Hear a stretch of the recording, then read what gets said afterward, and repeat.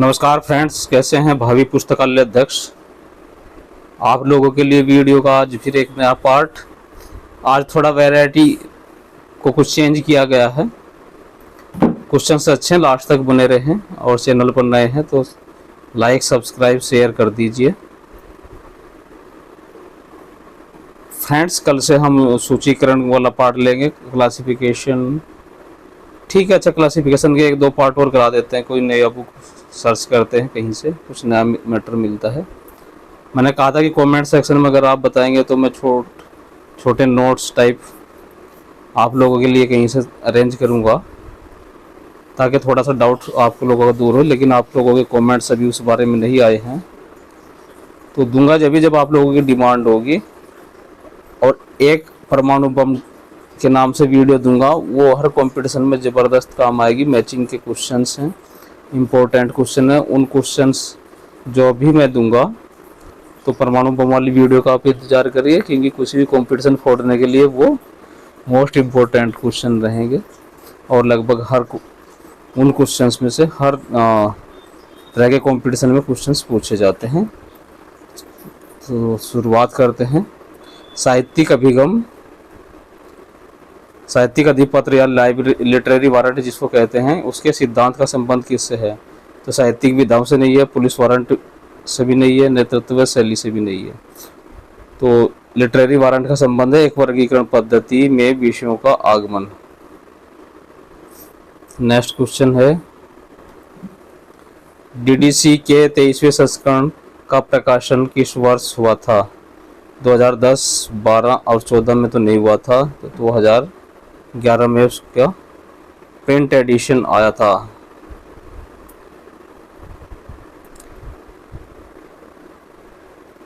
Colon classification में चिकित्सा विज्ञान की मुख्य श्रेणी में इलाज को किस तरह के स्वरूप या श्रेणीबद्ध किया जा सकता है? तो इलाज करना क्या है? एनर्जी लगाना होगा हमें किसी चीज़ का, तो पर्सनालिटी नहीं होगी, मैटर भी नहीं होगा। इंजेक्शन का यूज अगर हो रहा है तो हमारा मैटर है, गोली खिला रहे हैं तो भी मैटर है, और कब ऑपरेशन हो रहा है या कब ट्रीटमेंट हो रहा है तो वो हमारा समय पक्ष है, ये भी नहीं होगा। तो इलाज क्या है? एनर्जी है, तो यह ऊर्जाप्रक वियोजक है। सी ऑप्शन ठीक है। यूडीसी में दो अपूर्ण विराम चिन्हों डबल कोमा, जिसको समानुपात हम लोग मैथ में पढ़ते थे, अनुपात समानुपात में ये 4 बिंदी का यूज होता है, उसका इस्तेमाल क्या इंगित करने के लिए किया जाता है? तो स्थान के लिए नहीं होता है, समय के लिए भी नहीं होता है, प्रपत्र के लिए भी नहीं होता, बल्कि कर्म निर्धारण करने के लिए होता है। आप लोगों ने देखा होगा जब अगर बनाई होंगी मेन क्लास, तो 2 मेन क्लास के बीच में भी इस योजक चिन्ह का प्रयोग होता है। अपूर्ण विराम वर्गीकरण का पहला संस्करण किस काल में प्रकाशित हुआ था? 1953 नहीं है, 23 भी नहीं है, 43 भी नहीं है, 1933 है इसका राइट आंसर। और 1933 में कोलन क्लासिफिकेशन का पहला संस्करण। अपूर्ण विराम दोस्तों ये कोलन को ही लिए यूज किया है। अपूर्ण विराम शब्द बड़ा कंफ्यूज करता है, इसलिए हम लोग अंग्रेजी का भी पोर्शन जरूर देखें। अपूर्ण विराम का मतलब कोलन है इनका, है ना, कोलन क्लासिफिकेशन। ऐसी शुद्ध हिंदी लिख देते हैं, कंफ्यूजन हो जाता है। अपूर्ण विराम में वर्गीकरण में काल पक्ष को इंगित करने के लिए कौन कौन सा प्रतीक चिन्ह इस्तेमाल किया जाता है? तो काल पक्ष के लिए, टाइम फेसिट के लिए क्या है? अपवर्ड कोमा है, double inverted upward comma, colon और एम्परसेंट नहीं है। PMEST में अर्धविराम सेमीकोलन प्रतीक किसके लिए प्रयोग किया जाता है? तो ऊर्जा पक्ष के लिए नहीं किया जाता, कोलन यूज होता है। व्यक्तित्व पक्ष के लिए कोमा बहुत कम लोग लगाते हैं। समय के लिए डॉट है, तो यह हमारा पदार्थ के लिए लगाते हैं, एनर्जी के लिए। कोलन क्लासिफिकेशन या अपूर्ण विराम वर्गीकरण पद्धति का छठा संस्करण किस साल प्रकाशित हुआ था? छठा संस्करण पूछा, पहला 1933 है, छठा 60 है, 1953 नहीं है, 23 भी नहीं है और 1943 इसके आंसर नहीं है। बताया था वैरायटी है, तो आज अभिकथन और तर्क वाले क्वेश्चंस भी हैं। कथन है कॉलन वर्गीकरण एक परिगणनात्मक वर्गीकरण पद्धति है। रीजन है या तर्क है, कॉलन वर्गीकरण ने वर्गांकों के निर्माण के लिए वैश्लेषिक संश्लेषणात्मक उपागम को अपनाया है। तो इसका आंसर है, अरे कहाँ से लगा भाई,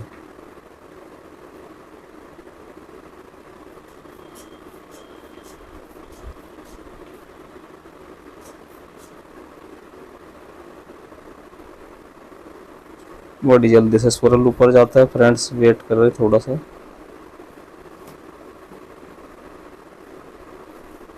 तो इसका राइट आंसर है ए फॉल्स है, आर सही है। इसको इधर लाते हैं, ये आ नहीं रहा इधर। नेक्स्ट क्वेश्चन है,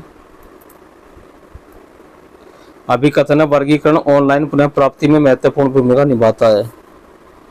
कारण है वर्गीकरण हस्तचालित पुस्तक प्रक्रिया में महत्वपूर्ण भूमिका निभाता है। तो फ्रेंड्स ऑनलाइन के लिए जरूरी नहीं है क्लासिफिकेशन, लेकिन अगर हम मैनुअल किसी भी सिस्टम को या हस्तचालित रखते हैं तो वहाँ वर्गीकरण का मोस्ट इम्पोर्टेंट रोल होता है। सत्य है कारण, असत्य है असरेशन। निम्नलिखित को उनके प्रथम प्रकाशन वर्ष के अनुसार रखें। तो ये अरेंजमेंट करना हमने सम दे दिया, अरेंजमेंट आप लोग कर लीजिए। ब्लिस क्लासिफिकेशन है 1870 का सबसे पहला आएगा। डेवी डेसिमल क्लासिफिकेशन 1876 का सेकंड नंबर पे आएगा। फिर आएगा लाइब्रेरी ऑफ कांग्रेस क्लासिफिकेशन 1904 का, और इनमें सबसे लास्ट में आएगा यूडीसी यूनिवर्सल डेसिमल क्लासिफिकेशन 1905 में।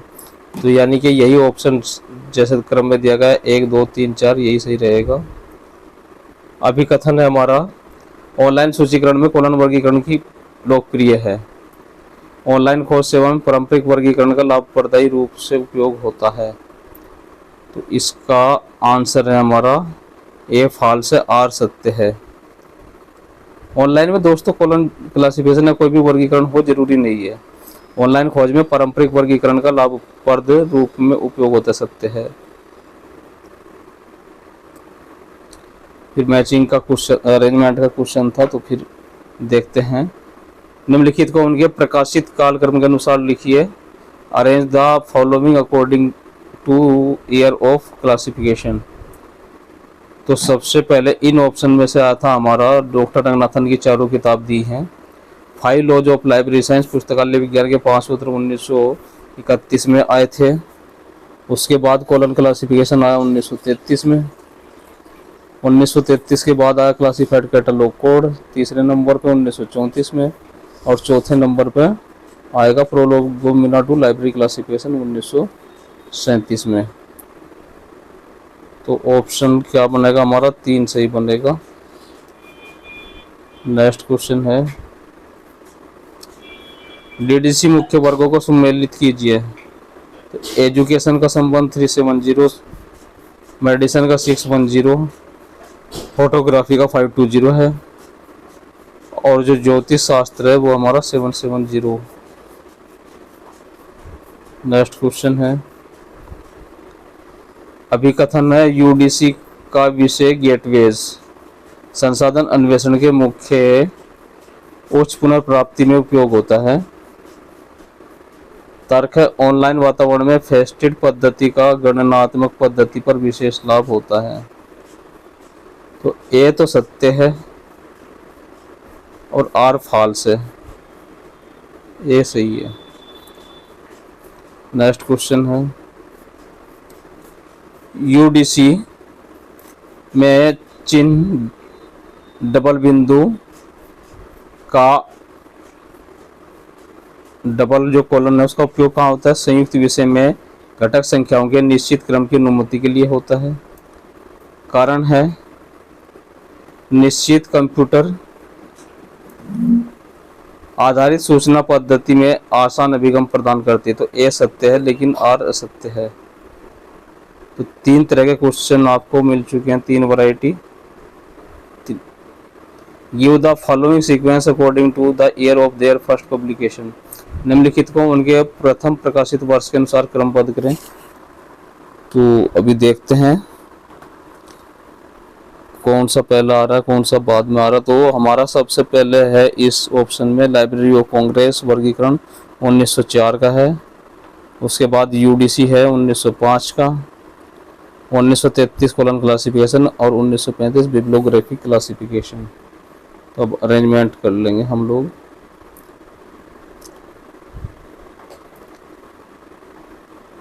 डीडीसी के उप विभाजन को मिलान करना, तो फिलोसॉफी हमारा क्या है 01 से है, सीरियल पब्लिकेशन का संबंध 05 से है, कलेक्शन संग्रह 08 है, स्टडी एंड टीचिंग शिक्षण जो है 7 है। और अगला क्वेश्चन करते हैं। In CC the title medical jurisprudence can be classified and separated with the help of, अर्थात कॉलन क्लासिफिकेशन में चिकित्सा शास्त्र शीर्षक को निम्नलिखित शीर्षक को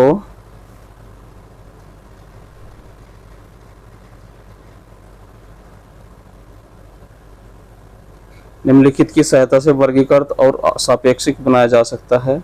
वह हमारा सब्जेक्ट डिवाइस या विषय युक्ति है। अल्फ़ाबेटिकल डिवाइस नहीं है, क्लासिकल डिवाइस और इनुमरेटिव डिवाइस नहीं है। नेक्स्ट क्वेश्चन है, पदानुक्रम आधारित वर्गीकरण पद्धतियों की वेब संगठन में बड़ी भूमिका होती है।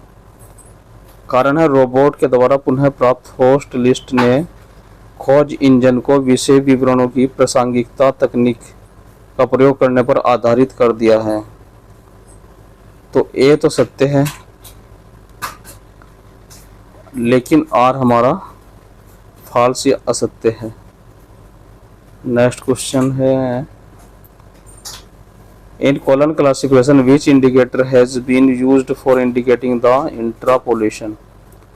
कॉलन वर्गीकरण में अंतर्वेशन सूचित करने के लिए किस सूचकांक का उपयोग किया जाता है। तो अर्धविराम का भी नहीं करते हैं, हाइफन का नहीं करते हैं, एम्परसेंट का भी नहीं करते हैं, बल्कि इसके लिए क्या है तारा चिन्ह या एस्ट्रिक का प्रयोग करते हैं।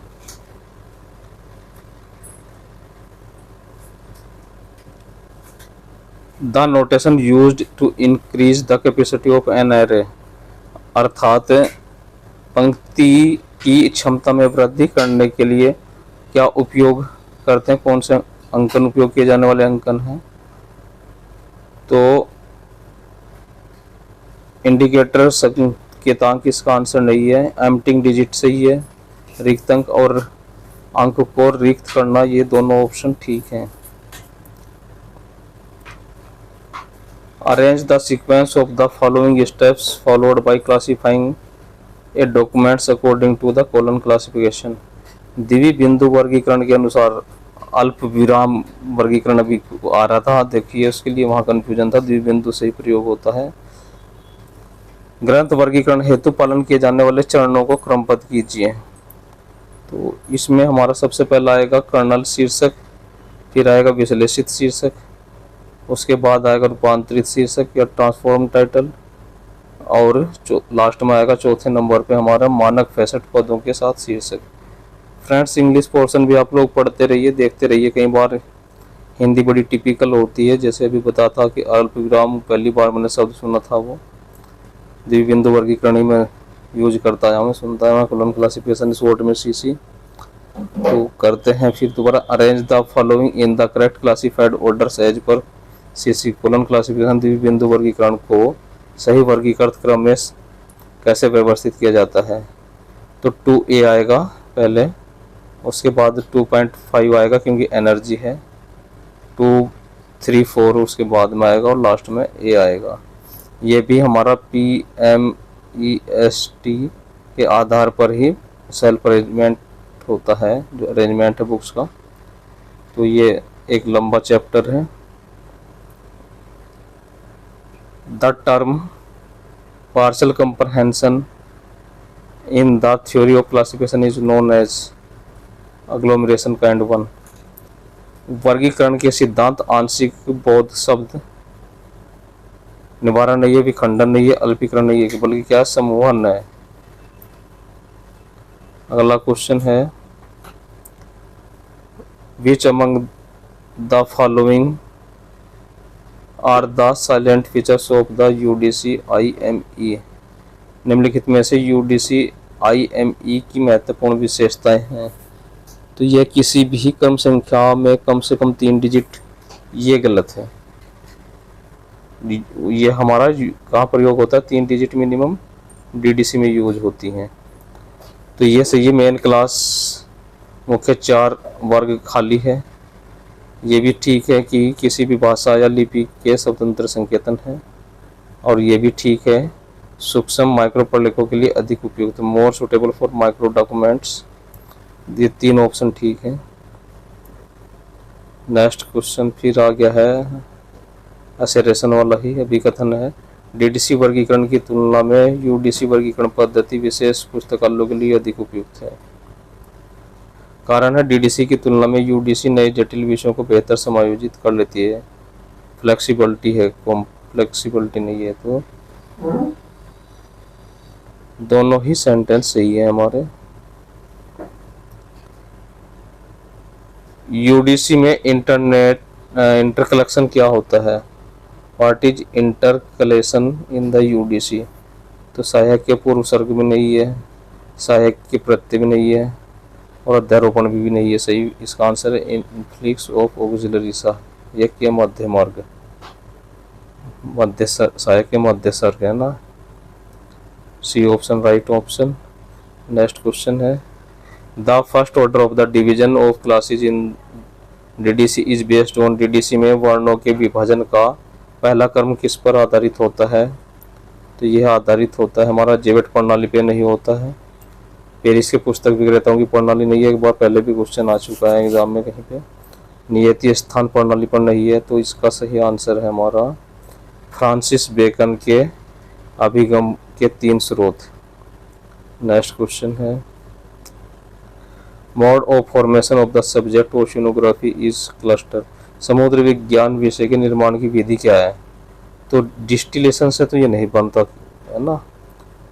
संकुचन किसी विषय का हो जाता तो भी नहीं बनेगा। शिथिल समुच्चय या लूज असेंबलेज भी नहीं। समुद्र विज्ञान क्या कि बहुत सारे विषय का एक समूह है। तो इसका सही आंसर है हमारा क्लस्टर या समूहन है। PMEST in the colon classification of SR Ranganathan is.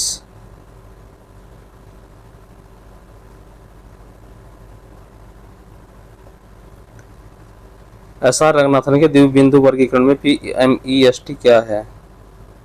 तो ये decreasing order of the concreteness, मूर्तता से ह्रास क्रम है। ये सही आंसर है इसका। सहचर्य का ह्रास क्रम नहीं है, वर्गीकरण का ह्रास क्रम नहीं है, और मूलभूत श्रेणियों का ह्रास क्रम नहीं है। सही आंसर है मूर्तता का ह्रास क्रम।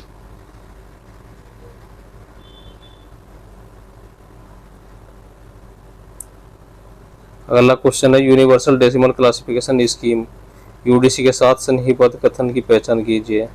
तो यह सहायक प्रक्षी जो है वर्गीकरण पद्धति सत्य है, और ये पाल आउटलेट हेंडला फाउंटेन से संबंधित सत्य है। इसकी सापेक्षिक अनुक्रमणिका है, ये गलत है, क्योंकि रिलेटिव इंडेक्स हमारी किसका है? रिलेटिव इंडेक्स हमारा DDC का है। इसमें शुद्ध अंकन का प्रयोग किया गया नहीं, DDC में शुद्ध अंकन का प्रयोग किया गया है, UDC में मिश्रित अंकन का प्रयोग किया गया है। इस कॉलन क्लासिफिकेशन 6ठे संस्करण में LB क्या है? तो विशिष्ट भी नहीं है, प्रामाणिक क्लास है, कैनोनिकल क्लास, और राउंड नहीं, बल्कि क्या ये सिस्टम है, पद्धति है।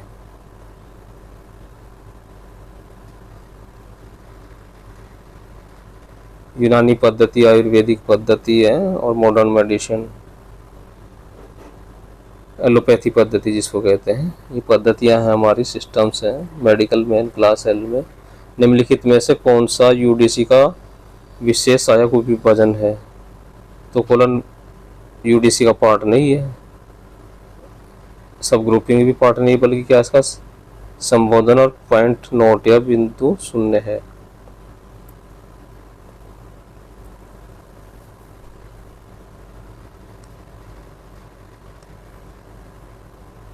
कोलन क्लासिफिकेशन में एक ही था, इस बार विश्व विकास में सब प्रथम आदि के लिए एक का उपयोग किया जाता है। तो अनुसूचित स्मृति संकेत नहीं है, वर्णानुक्रम स्मृति संकेत नहीं है, वाक्यात्मक स्मृति संकेत नहीं, बल्कि सही आंसर है इसका सेमिनल निमोनिक्स या मौलिक स्मृति संकेत। In colon classification 6th edition the phase relation digit small B shows. द्विबिंदु वर्गीकरण के संस्करण 6 में दशा संबंध स्मॉल बी क्या प्रदर्शित करता है? सामान्य को नहीं करता, डिफरेंस को नहीं करता, प्रभाव को नहीं करता, बल्कि ये अभिनीत या बायस को शो करता है। भाग 3 part 3 in colon classification 6th edition deals with द्विबिंदु वर्गीकरण 6ठा संस्करण का भाग 3 किससे संबंधित होता है? तो यह हमारा रिलेटिव इंडेक्स नहीं है, शेड्यूल फॉर क्लासिफिकेशन नहीं है, रूल्स नहीं, बल्कि क्या है, यह विशिष्ट नामों के साथ शरणय ग्रंथों और धर्म ग्रंथों की अनुसूची है।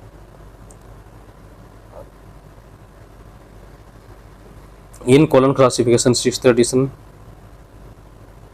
एंटी-ड्यूराइजिंग common isolate small M denotes. द्विबिंदु वर्गीकरण 6ठे संस्करण में पूर्ववर्ती सामान्य एकल एम क्या सूचित करता है? तालिका नहीं है, क्रमिक प्रकाशन नहीं, केस स्टडी नहीं, बल्कि ये पीरियोडिकल्स के लिए यूज होता है।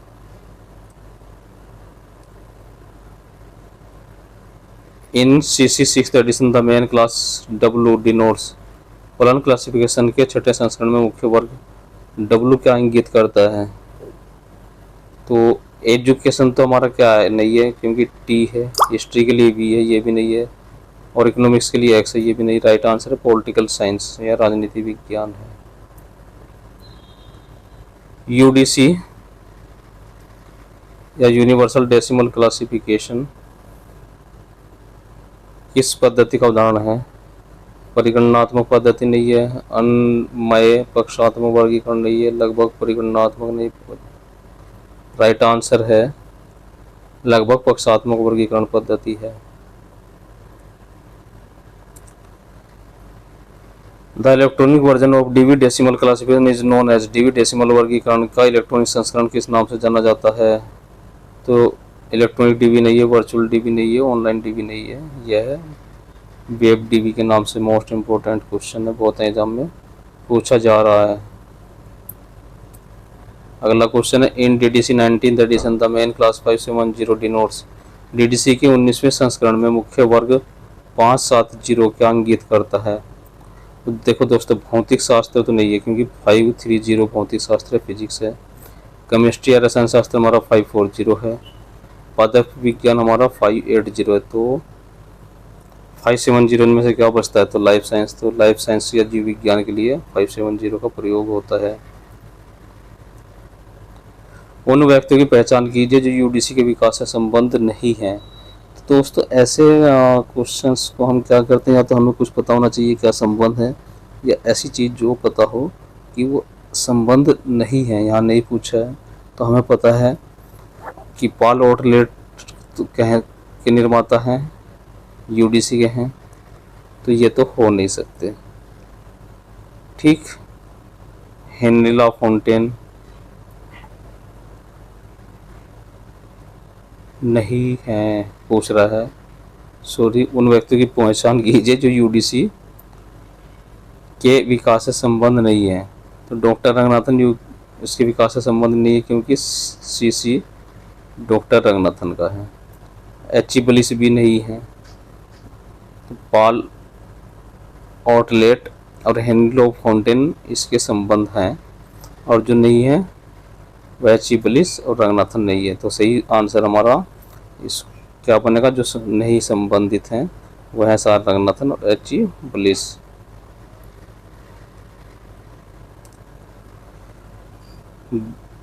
First edition of the colon classification was published in the year.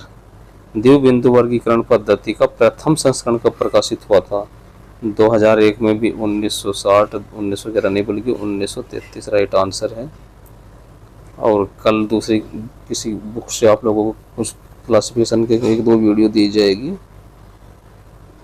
और नोट्स देखते हैं छोटे मोटे कुछ आप लोगों को दिए जाएं, कुछ डाउट्स दूर हो जाएं उससे भी। तो नई वीडियो में आप लोग बने रहें और हमेशा की तरह कोई भी डाउट होता है क्वेश्चंस का तो हम कहाँ डिस्कस करते हैं। बार बार मैं रिपीट करता हूँ ये सेंटेंस, तो हम जो है कमेंट सेक्शन में उसको ज़रूर डिस्कस करें आपस में। नमस्कार। और दोस्तों, अगर आप मोटिवेशन में थोड़ा सा भी विश्वास करते हैं तो मेरा एक चैनल है होप एक्स्ट्रा डोज, उसको देखते रहें। अच्छा लगे तो सब्सक्राइब कर लीजिए।